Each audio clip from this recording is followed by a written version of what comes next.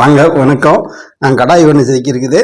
எத்தனை லிட்டருன்னு அளந்து பார்ப்போம். அளந்து பார்த்தா தான் இது எத்தனை லிட்டரு பிடிக்கணும் எங்களுக்கே தெரியும்.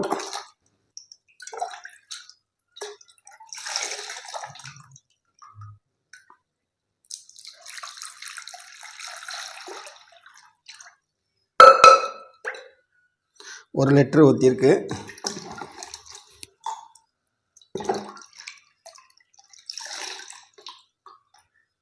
இது அரை லிட்டரு.